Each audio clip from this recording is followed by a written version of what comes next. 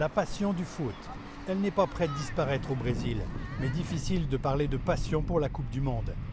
L'écran géant et les installations de la plage de Copacabana ne sont pas encore prêts.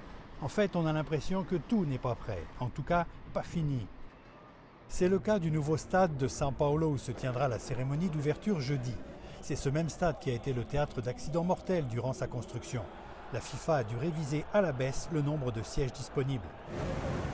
Et surtout, la grève du métro paralyse la ville et menace la tenue de la cérémonie d'ouverture. Il y a eu des affrontements avec la police et 60 grévistes ont été licenciés car la grève a été déclarée illégale. Au stade de Maracanã à Rio, où se tiendra la finale, les autorités veulent montrer que la sécurité sera parfaitement assurée. On répète l'évacuation d'urgence en cas d'alerte à la bombe et aussi l'évacuation de blessés par hélicoptère.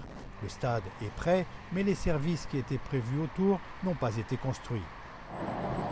L'aéroport international de Rio également aurait dû être rénové. Il est desservi maintenant par une nouvelle ligne de transport rapide, le Transcarioca, qui est par endroits spectaculaire. Il a été inauguré il y a à peine 4 jours.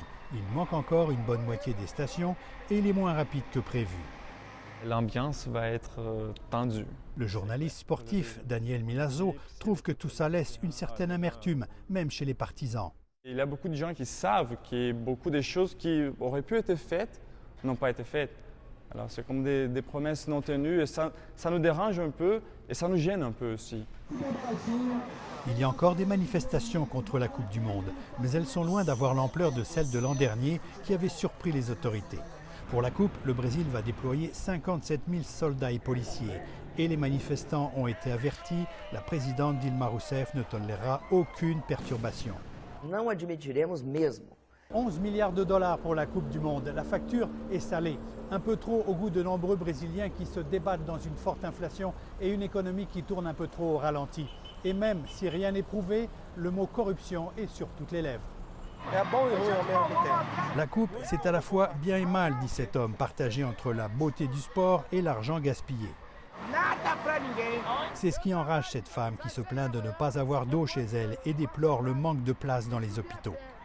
Tout ça explique que par rapport aux autres Coupes du Monde, le cœur pour l'instant n'y est pas.